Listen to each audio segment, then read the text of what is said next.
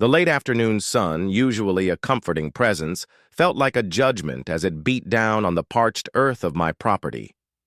For 20 years, the drainage ditch had been my unspoken ally, a silent, efficient servant of the land, channeling away the seasonal deluge that would otherwise turn my modest acreage into a sodden mess. It carved a natural, shallow path along the northern edge of my property, a gentle gully bordered by wild grass and willow saplings before disappearing under the old county road and into the lower fields. It was an ancient easement, a testament to practical engineering from a time when common sense dictated community planning. Then, Karen moved in. Or rather, the HOA she lorded over expanded, their meticulously landscaped cookie-cutter mansions encroaching on the once undeveloped land, bordering my rural retreat. Her house, a monolith of beige stucco and pretensions, rose like an unwelcome sentinel across the ditch from my own, less ostentatious home. I saw the signs, of course. The surveyors with their tripods, the flags marking out new boundaries, the persistent hum of heavy machinery. I'd watched with a growing sense of unease as the very nature of the land shifted, reshaped to fit their suburban fantasy. The first concrete blockade appeared on a Tuesday. I remember the exact day because I was out tending my garden, a ritual I found deeply therapeutic, when I heard the unmistakable grind of a small excavator. I walked to the property line, my boots crunching on the dry grass, and saw her. Karen. She wasn't operating the machine, of course. Her hands were far too pristine for such labor. Instead, she stood, arms crossed over her designer athleisure wear, directing a bewildered-looking young man in a hard hat. The machine was pushing a mound of freshly dug earth, mixed with chunks of concrete and rebar, directly into the mouth of the drainage ditch where it connected to her property. "Excuse me," I called out, my voice tight with a mixture of disbelief and immediate alarm. "What exactly are you doing?" Karen turned, a slow, deliberate movement, as if deigning to acknowledge an annoying insect. Her eyes, magnified by stylish glasses, were cold and dismissive.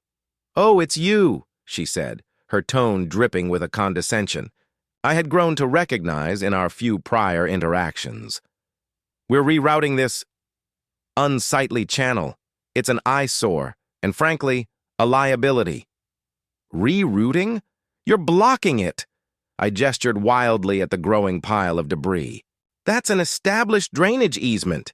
It's been here for decades. You can't just fill it in." She offered a saccharine smile that didn't reach her eyes. "Darling, the HOA bylaws supersede any ancient easements. We've had it reviewed. This ditch is technically on HOA property, and we're improving the aesthetics and safety of our community. There are children here, you know. An open ditch is a hazard." Her gaze slid past me, as if I were already part of the unsightly landscape she was so keen to eradicate. "Besides," she added, her voice dropping to a conspiratorial whisper, "it drains your runoff, doesn't it? Frankly, we're tired of dealing with your rural effluent." My jaw clenched. "My rural effluent is natural rainwater, Karen, and it drains both our properties. If you block that, where do you think the water's going to go when the rains come?" She waved a manicured hand dismissively. "The engineers have designed a new, much more efficient underground system. You needn't concern yourself. We're well within our rights." She then turned back to the excavator operator, resuming her imperious instructions, effectively ending our conversation. I stood there, seething, watching the ditch, my land's natural defender, being systematically choked to death. I knew about the HOA bylaws. I'd received the countless pamphlets, the glossy brochures outlining their grand vision for the preserve at Whispering Pines. But nowhere had I seen anything about blocking an existing vital drainage system. This wasn't just an aesthetic dispute. It was an act of environmental vandalism with potentially devastating consequences. The next few weeks were a blur of frantic phone calls, exasperated emails, and increasingly futile meetings. I contacted the county planning department, the environmental protection agency, even my local representative. Each time I was met with bureaucratic politeness, promises of looking into it, and ultimately inaction. The HOA, Karen often reminded anyone who would listen, had deep pockets and a formidable legal team. They had their permits, their surveys, their expert opinions. My lone voice, backed only by common sense and 2 decades of experience on my land, was easily drowned out. Karen, meanwhile, took a perverse pleasure in her victory. The concrete wall solidified, a stark, ugly monument to her disregard. Topsoil was laid over it, grass seed sown, and within a few weeks, a pristine, emerald green lawn stretched across what had once been a life-saving waterway. She would often stroll along her new, unbroken property line, a smug smile playing on her lips, occasionally offering a condescending nod in my direction, as if to say, "See? I told you so." The sky, however, was beginning to tell a different story. News reports buzzed with warnings of an unusually active hurricane season, the remnants of distant tropical storms predicted to swing inland, bringing with them unprecedented rainfall. My anxiety mounted with each darkening cloud, each dip in the barometric pressure. I spent hours clearing my existing perimeter drains, reinforcing small berms, and checking the sump pump in my basement. I knew my property. I knew its vulnerabilities. But this time, the threat wasn't just from above. It was from a deliberate man-made obstruction. Then, the first drops came. A tentative patter on the roof, a gentle whisper against the window pane. Within an hour, it was a steady drumming. By nightfall, the drumming had escalated into a relentless roar. The winds howled, rattling the old oak trees like angry giants. Lightning flashed, illuminating the world in stark, momentary abyad, followed by the thunder that shook the very foundations of my house. It was a storm unlike any I had witnessed in my 20 years here. I paced by the window, a knot of dread tightening in my stomach. The ground, already saturated from days of intermittent rain, was quickly succumbing. Small puddles formed, then merged, creeping inexorably towards my house. But it was the sight across the ditch, or rather, where the ditch used to be, that truly gripped me. The perfectly manicured lawn of Karen's HOA, now a shimmering, unbroken expanse, was absorbing the onslaught for now. But the sheer volume of water was staggering. I could practically feel the pressure building behind that concrete barrier. Like a vengeful spirit gathering its strength, hours passed. The storm showed no signs of abating. My yard was now a shallow lake, the water lapping menacingly at the first step of my porch. I watched in grim fascination as the torrent surged towards Karen's illicit dam. The water had nowhere to go. It swirled, a frustrated, angry eddy, pushing against the newly laid sod, seeking any weakness. Suddenly, a sound, distinct even over the storm's fury, tore through the night. It was a low, guttural groan, like the earth itself was in agony. I leaned closer to the window, peering through the rain-streaked glass.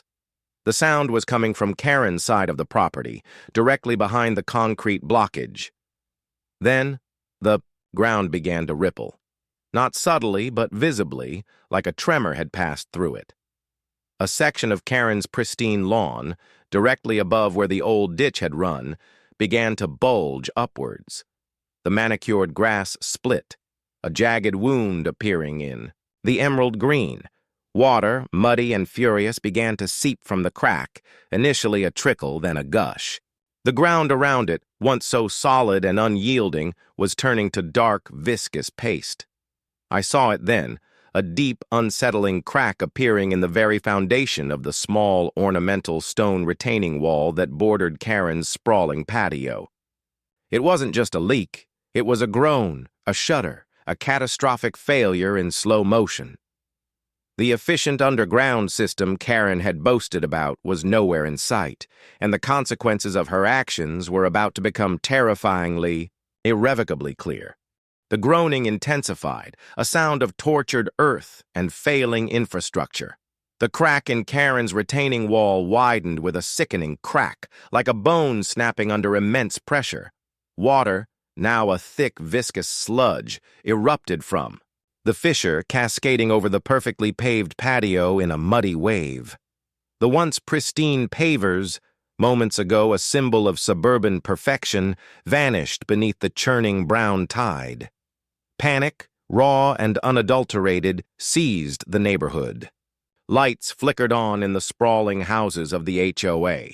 I could hear shouts, the frantic barking of dogs, and the blare of car alarms triggered by the ground tremors. From my window, I watched as the bulge in Karen's lawn ripped open further. Not just a crack, but a full-blown rupture. The earth collapsed inward, sucking down sod, shrubs, and even a small decorative bird bath with a voracious gulp. A sinkhole, small but rapidly expanding, began to form, belching up more mud and water. My phone, clutched in my trembling hand, rang. It was David, my neighbor from down the old county road, his voice tight with alarm. "Are you seeing this? The whole preserve is... It's falling apart. My generator just kicked on. The power's out over there." "I see it, David," I replied, my voice hoarse. "It's Karen's ditch, the one she blocked. It's given way." "Given way? It's turning into a swamp." I saw a car float past my fence, for crying out loud. His voice was laced with a morbid fascination, but beneath it I detected genuine fear. David's property was elevated, but not immune to the chaos. I watched, mesmerized by the unfolding disaster.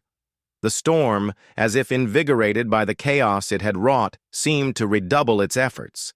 Rain hammered down, turning the muddy torrent into a raging river that coursed through Karen's immaculate landscaping, tearing away flower beds, uprooting trees, and carving new, brutal channels. Then, I saw her. Karen. She was out on her patio, now a treacherous, mud-slicked quagmire illuminated by the sporadic flashes of lightning. She wore a silk dressing gown, soaked and clinging, her hair plastered to her face. Her earlier composure was utterly shattered.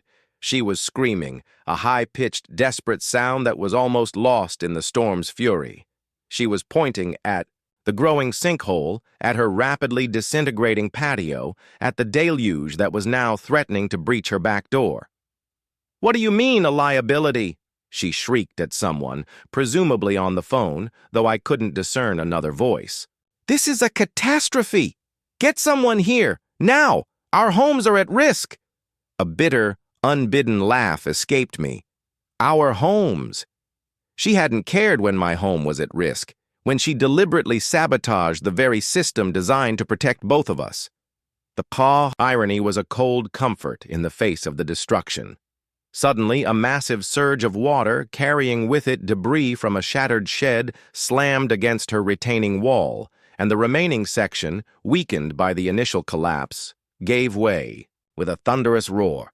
The entire backyard, once a verdant expanse, dissolved into a churning, muddy lake that crept inexorably towards her house. Her screams turned into guttural sobs as she scrambled backwards, slipping and sliding on the slick surface. The efficient underground system she had so confidently spoken of was proving utterly useless, perhaps even non-existent. The ground was saturated, unable to absorb the relentless downpour, and the blocked drainage ditch had created an unprecedented pressure cooker. The water, seeking the path of least resistance, found it in the weakest points of her engineered fantasy. The next morning, the storm had finally begun to abate, leaving behind a scene of utter devastation. The sun, a pale, hesitant disk, struggled to pierce the bruised sky. I stepped outside, into a landscape transformed. My own property, while waterlogged and muddy, was intact. The berms I'd built had held, my perimeter drains had functioned, even if barely, under the immense strain. The old ditch on my side had swelled into a wide, shallow river, a testament to the volume of water it was meant to carry. But across the property line, the preserve at Whispering Pines was a disaster zone. Where Karen's meticulously groomed lawn had been, a vast, ugly scar of mud and debris now lay. The sinkhole had expanded dramatically, a gaping maw in the earth filled with swirling, murky water. It looked like a bomb had gone off. Her beautiful, expensive retaining wall was gone, swallowed by the earth. Her patio was a ruin, cracked concrete slabs floating in a sea of mud. One of her prize rose bushes, still clinging to a sliver of land, looked like a drowned rat. I saw a flurry of activity around Karen's house. Emergency vehicles, their lights flashing, struggled to navigate the impassable, mud-choked roads of the HOA. Men in hard hats, different from the one I'd seen with the excavator, were slogging through the muck, surveying the damage with grim faces. I heard her before I saw her. Karen, her voice hoarse, her designer clothes replaced by muddy, ill-fitting rain gear, was standing by what remained of her property line, arguing vehemently with a man in a safety vest. His shoulders were slumped, his face a mask of exhaustion and professional exasperation. "But this is outrageous!" Karen shrieked, her voice still raw. "Our HOA paid good money for those engineering reports. They assured us this was perfectly safe. You have to fix this. The cost is astronomical." The man, presumably an emergency services or county official, ran a hand over his tired face. "Ms. Davies, with all due respect, your HOA made some questionable decisions. The original drainage easement, the one you blocked, was a critical component of the area's natural flood mitigation.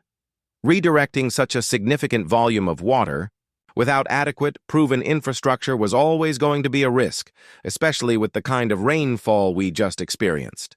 "But we had permits," Karen insisted, her voice verging on hysteria. "We had legal counsel. This is an act of God."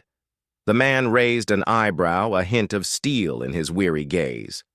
"An act of God, Ms. Davies, is when a natural disaster occurs without human intervention. Blocking a well-established drainage system against explicit warnings from local residents, and then failing to implement a viable alternative, tends to fall more into the category of negligence." His eyes briefly met mine, a flicker of something that might have been understanding, or perhaps just pity for the entire situation. Karen followed his gaze, her eyes narrowing as they landed on me, standing quietly on my own, still sodden but intact property. Her face contorted, a mixture of fury and something else, a dawning, terrible realization. The blame, the responsibility, the consequences of her actions. They were staring her right in the face. She opened her mouth, as if to launch another tirade, but no sound came out. The sheer scale of the mud-drenched devastation behind her seemed to mock her, a silent, swirling testament to her arrogance. Her perfect world had just been buried under a mountain of mud, all because of a ditch she deemed unsightly. The morning after the deluge brought with it an unsettling quiet, broken only by the distant wail of sirens and the squelch of mud underfoot. The sun, finally breaking through the heavy cloud cover, illuminated the wreckage with a harsh, unforgiving light. Karen stood frozen, her eyes wide locked on mine. The anger and condescension that had been her default expression melted away, replaced by a dawning terror, a raw, primal fear that twisted her features. For a fleeting moment, I saw not the Karen of entitlement, but a woman utterly undone, her carefully constructed world shattered around her. You did this," she finally rasped, her voice barely a whisper, devoid of its usual shrill edge. It wasn't an accusation so much as a desperate, bewildered statement. I simply met her gaze, offering no denial, no affirmation, just the quiet, unyielding truth of the ruined landscape behind her. The man in the safety vest, whose name I now heard was Mr. Thompson, stepped between us, his presence a barrier against the escalating tension. "Ms. Davies, there's nothing to be gained from assigning blame right now," Thompson said, his tone weary but firm. "Our priority is to assess the full extent of the damage, ensure everyone's safety, and begin formulating a recovery plan. This area is unstable. We need to evacuate the homes closest to the sinkhole immediately." Karen ignored him, her eyes still fixated on me. "You warned me," she said, the words heavy with a disbelief that she, Karen, could have been so utterly wrong. "You told me the water would have nowhere to go." "I did," I confirmed, my voice flat, devoid of triumph.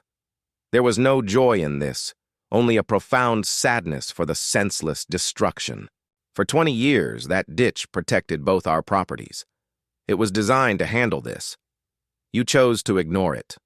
Thompson sighed.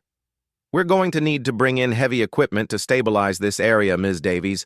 The HOA's insurance is going to be complex, given the circumstances.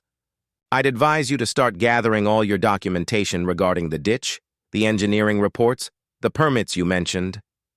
He paused, looking at the gaping maw of the sinkhole. "Because, frankly, Ms. Davies, this looks like a textbook. Case of man-made disaster exacerbating a natural event. The county will be investigating the legality of that blockade very closely." Karen's face paled further. The word negligence echoed in the air. The man in the vest walked away to confer with other officials, leaving Karen and me alone in the sodden silence, save for the distant thrum of heavy machinery trying to access the waterlogged community. The following days were a whirlwind of activity, a surreal blur of sirens, news crews, and endless official vehicles. The preserve at Whispering Pines, once a bastion of exclusive tranquility, was now a media circus. Helicopters buzzed overhead, their blades churning the already unstable air, offering a bird's-eye view of the catastrophe.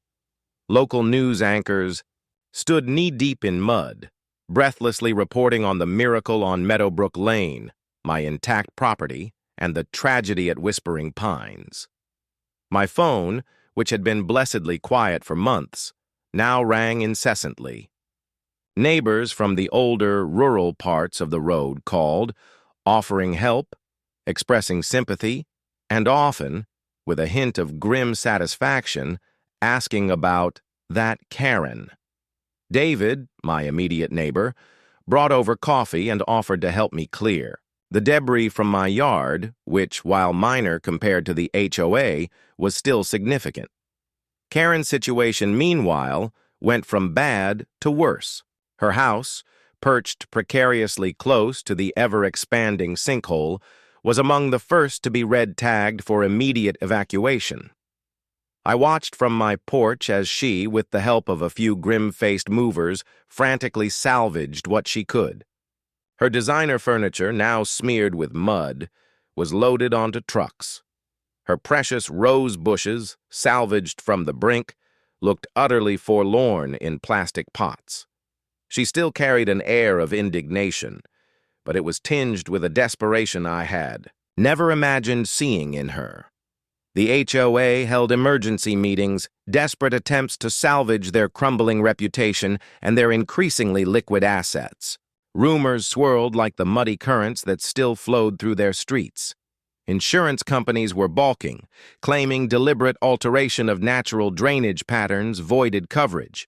Preliminary county investigations suggested numerous code violations in the construction of the blockade, and the expert engineers Karen had hired were nowhere to be found, their reports mysteriously vague. One afternoon, a sharp rap on my door startled me.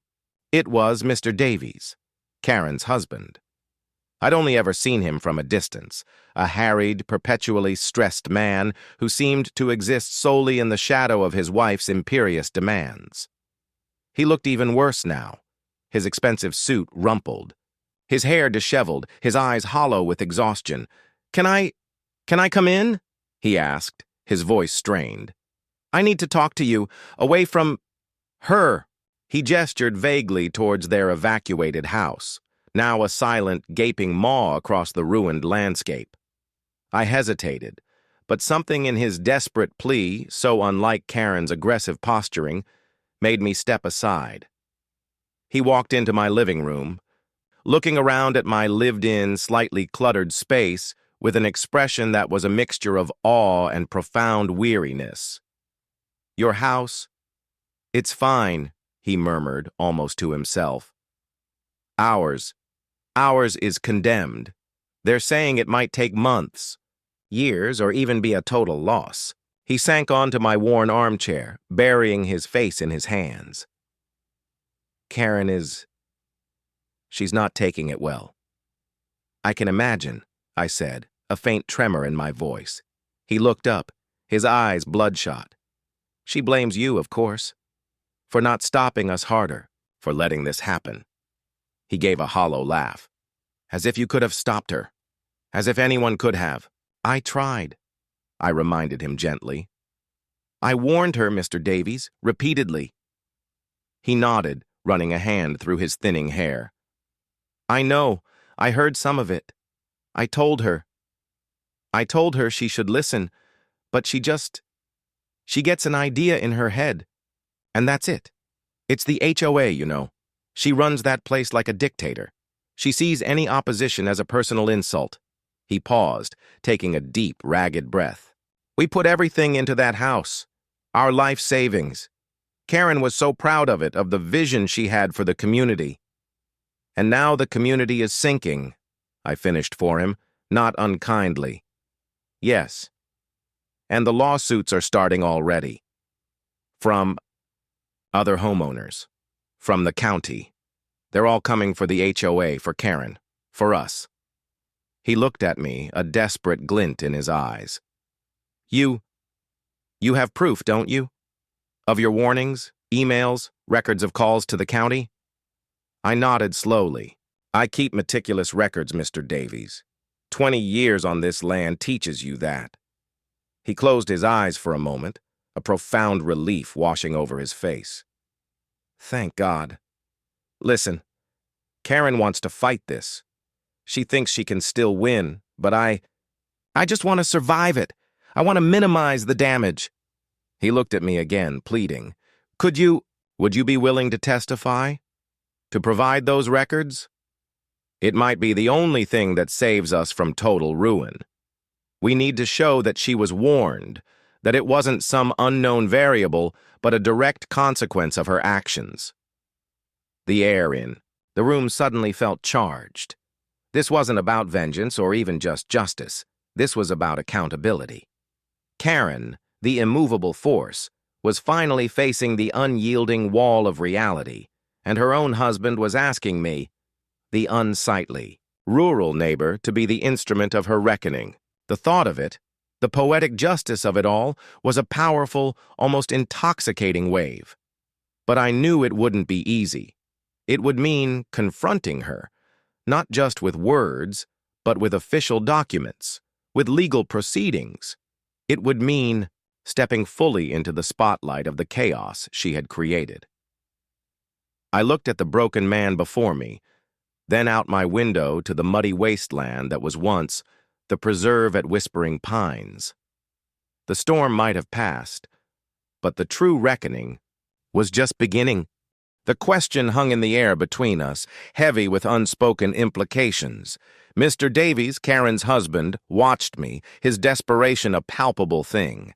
To provide my records, to testify against Karen, would be to definitively seal her fate, and, by extension, his.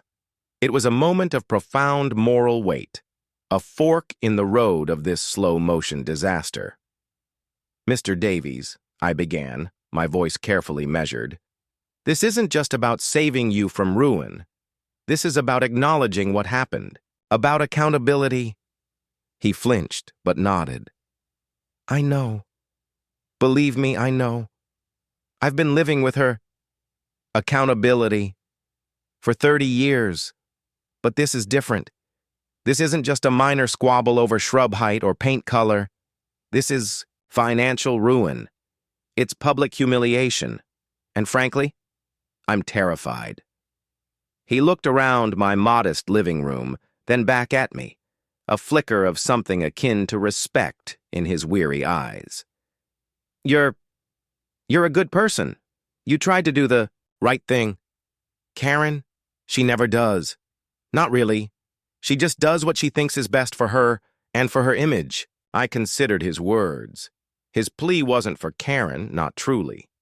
It was for himself, for the quiet man who had been dragged into this self-inflicted maelstrom. It was a plea for a shred of normalcy amidst the chaos his wife had engineered. My meticulously kept records, the dated emails to the HOA, the transcripts of my calls to the county, even photographs of the ditch before and during the obstruction, were irrefutable. They were a weapon, sharp and precise, that could cut through Karen's layers of denial and legal maneuvering. "I'll help," I finally said. The words felt strange, almost alien, on my tongue.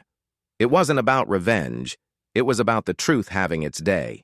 But understand, Mr. Davies, my testimony, my records, they will confirm that Karen was explicitly warned. They will make it clear that the HOA, under her direction, knowingly proceeded with the blockade despite those warnings. A fresh wave of anguish washed over his face, but he nodded again, more firmly this time. "I understand. Thank you. Thank you so much." He stood up, extending a hand that trembled slightly. "I'll be in touch with the HOA's new legal counsel. The old one's mysteriously resigned, and they'll coordinate with you. Expect a lot of calls." And so began the next phase of the ordeal, the legal battle. The initial HOA emergency meeting was a spectacle. I wasn't present, of course, but David, always tuned into the neighborhood grapevine, relayed the details with relish. "It was a bloodbath," he reported, leaning over my fence one evening, a grin splitting his face. Karen tried to pin it on the shoddy county drainage system and unprecedented weather.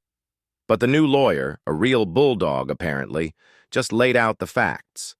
Said your records, even just the threat of them, proved deliberate negligence. The other homeowners? They're furious. Their property values are in the toilet, their houses are flooded, and the HOA's insurance is balking. The collective anger of the HOA residents was a force of nature in itself, a rising tide of resentment that threatened to engulf Karen. Accusations flew fast and thick. Whispers of a recall petition for her position on the board morphed into open demands for her resignation. The meticulously maintained facade of the preserve at Whispering Pines was cracking, not just physically, but socially. A few days later, a formal letter arrived from the HOA's new legal firm requesting a copy of all my communications and records pertaining to the drainage ditch. I compiled everything, every email, every photo, every date of every phone call, and sent it to them. The file was thick, damning proof of Karen's deliberate actions and my repeated attempts to avert disaster. The first hearing, a preliminary session to determine liability, was held in the county courthouse. It was a sterile, unforgiving environment, a stark contrast to the muddy chaos of the HOA. I sat on one side of the room, feeling somewhat out of place in my best, albeit still practical, clothes. On the opposite side sat Karen, flanked by her new, harried lawyer. She looked thinner, her face etched with strain, her once immaculate hair now a slightly disheveled blonde. Her eyes, whenever they darted towards me, were filled with a venomous hatred, a clear indication that she perceived me not as a victim, but as the architect of her downfall. Mr. Davies was there too, sitting a few rows behind Karen, his gaze fixed on the judge, avoiding his wife's wrath. He gave me a brief, almost imperceptible nod of gratitude. The HOA's lawyer, a sharp-suited woman with an unflappable demeanor, began to present her case. She laid out the timeline. The HOA's decision. To block the ditch, the hiring of engineers, the acquisition of permits. Then, she pivoted, smoothly introducing my communications, my warnings, as key evidence. She presented emails where I explicitly stated the dangers, photographs showing the rapid construction of the blockade, even copies of county regulations. I had cited in my attempts to reason with Karen. As each piece of evidence was presented, Karen's face grew progressively paler. Her lawyer, a young man who looked like he was constantly on the verge of a panic attack, frantically scribbled notes, occasionally leaning over to whisper urgently in her ear. Then, it was my turn to speak. I walked to the stand, the weight of the moment pressing down on me. I recounted my experience simply, factually, devoid of emotion. I spoke of the ditch's history, its function, my repeated attempts to communicate with Karen and the HOA board, and their unwavering dismissal of my concerns. I described her smug assurances, her dismissive wave, her belief that the HOA bylaws superseded natural law. Under cross-examination, Karen's lawyer tried to discredit me, suggesting I was a disgruntled neighbor with a personal vendetta, that my concerns were exaggerated, that I lacked the technical expertise to understand the HOA's engineering plans. Did you not receive a detailed explanation of the new underground drainage system, sir? He asked, attempting to paint me as ignorant. I received assurances, yes, I replied calmly. But I never saw any detailed plans, nor was I ever convinced that any underground system could replace the natural capacity of an open ditch, especially one designed to handle significant overflow. So you, a private citizen, believe you possess greater engineering knowledge than a team of certified professionals hired by the HOA? He pressed, a sneer in his voice. I believe, I countered, looking directly at the judge, that 20 years of living on this land, observing its patterns and experiencing its storms, gave me a practical understanding of its needs. And my understanding suggested that blocking that ditch was a dangerous, reckless act. The lawyer huffed, clearly frustrated. He knew his attempts to undermine my credibility were failing. My words, backed by the undeniable reality of a flooded neighborhood and a collapsing ecosystem, carried more weight than any theoretical engineering report. The judge, a stern, gray-haired woman, listened intently, occasionally interjecting with pointed questions to both sides. By the end of the day, the air in the courtroom was thick with the scent of impending judgment. As we left the courthouse, Karen was a hurricane of suppressed rage. She marched past me, her eyes blazing, but Mr. Davies, walking a few steps behind her, paused. He looked utterly defeated. She's going to go scorched earth, he whispered, glancing nervously at Karen's retreating back. She'll try to fight every single thing, even if it means bankrupting us. I'm sorry, Mr. Davies, I said, genuinely feeling a pang of sympathy for him. He just shook his head. Don't be. You did what you had to do. What was right? He paused, then added, his voice barely audible. The board is voting on her removal next week. They've already lined up a new president. The news hung in the air. Karen, the self-proclaimed empress of the preserve at Whispering Pines, was about to be dethroned. The consequences of her arrogance were not just physical and financial, they were political, stripping her of. The news of Karen's impending removal from the HOA board spread through the preserve at Whispering Pines, like wildfire through dry brush, fueled by a mixture of outrage and a desperate hope for change. The initial anger of the residents, once directed at the abstract concept of a natural disaster, had solidified into a concrete collective fury aimed squarely at Karen. Her name, once synonymous with impeccable taste and unyielding authority, was now whispered with derision, a symbol of their ruined homes and shattered sense of security. Karen, however, was not one to go down without a fight. Mr. Davies's whispered warning, "She's going to go scorched earth," proved chillingly accurate. She transformed from a woman undone by terror into a force of vengeful, cornered aggression. Her eyes, once filled with a fleeting fear, now burned with an almost insane conviction that she was the wronged party, a victim of circumstance and, more specifically, a victim of me. The first indication of her scorched earth strategy came swiftly. A cease and desist letter, dripping with legal jargon and thinly veiled threats, arrived at my doorstep. It accused me of harassment, defamation, and interfering with HOA operations. It demanded I retract my false and malicious statements and cease all contact with any HOA residents or officials. The letter was signed by a new, more aggressive law firm than the one that had represented them in court, clearly a testament to Karen's refusal to accept defeat. I simply handed the letter to David, who, upon reading it, let out a hearty, cynical laugh. "She's losing it," he declared, shaking his head. "This is a desperate move. Don't worry, my lawyer friend says it's empty threats, just her flailing." But it wasn't just empty threats.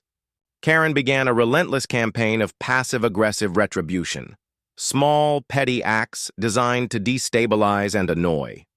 My mailbox, once a simple metal box, was mysteriously smashed one night. My trash cans were routinely overturned. One morning, I found a dead rodent, neatly placed on my porch step. Each incident was minor, easily dismissed, but together they painted a picture of a woman unraveling, growing more unhinged with each passing day. I installed security cameras, not because I was truly afraid, but because I knew documentation was my strongest shield against Karen's irrationality. Each incident, captured in grainy black and white, became another piece of evidence in the growing dossier against her. The HOA board meeting where Karen's fate was to be decided was a closed-door affair, but the reverberations of it echoed throughout the community. David, ever the informant, managed to glean snippets from a friend who was on the board. "She railed against everyone," he reported, wide-eyed. "Accused the new lawyers of incompetence, blamed the county, even tried to say the weather reports were falsified, said she was being persecuted because she dared to stand up for property values." Ultimately, it was a unanimous vote. Karen was formally removed from the board, stripped of her presidential title. A collective sigh of relief, palpable even from my property, seemed to settle over the preserve. A new interim president was appointed, a mild-mannered man named Mr. Henderson, whose first official act was to issue a public apology to me and to the entire community, acknowledging the severe misjudgment of the previous administration. This, of course, only intensified Karen's rage. Her carefully constructed identity as the benevolent, all-powerful leader of the HOA had been utterly demolished. Her power, her influence, her very sense of self had been stripped away. The loss of her home, while financially devastating, seemed secondary to the public shaming she felt. Her scorched earth campaign escalated. She started spreading malicious rumors about me online, on community forums and social media groups. Accusations of tax evasion, illegal dumping, even witchcraft were thrown around with reckless abandon. Her posts, riddled with misspellings and increasingly bizarre claims, became a source of dark amusement for many, but a source of genuine concern for me. This wasn't just petty revenge.